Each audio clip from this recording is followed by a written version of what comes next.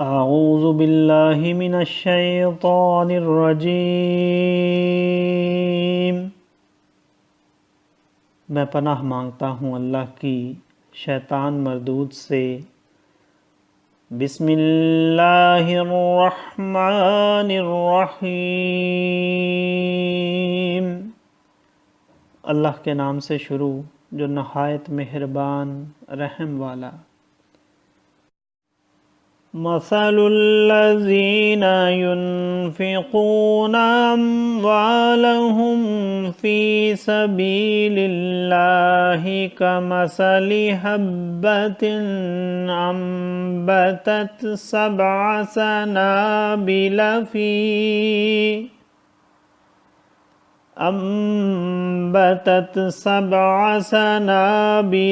في كل سنبلة 100 حبة والله يضاعف لمن يشاء والله واسع عليم۔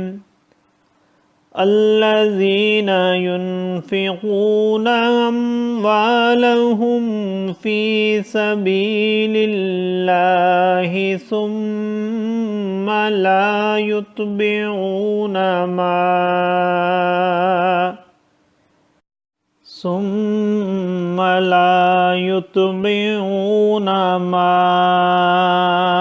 أنفقوا منا ولا أذى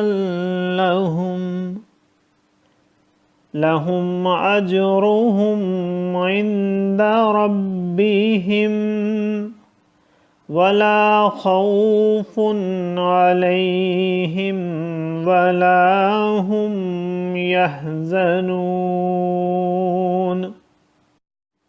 قول معروف ومغفرة خير من صدقة يتبعها أذى والله غني حليم۔ يا أيها الذين آمنوا لا تبطلوا صدقاتكم بالمن والأذى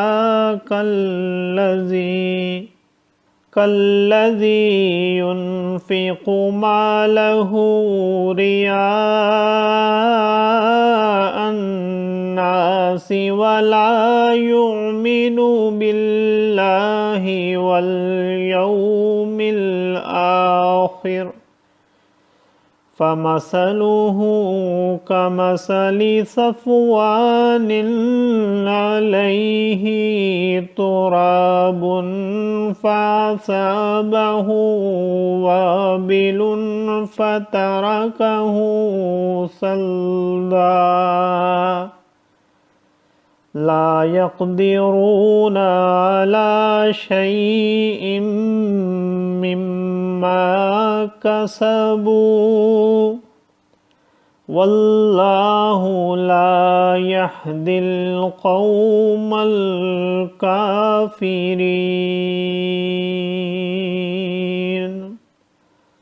صدق اللہ العظیم۔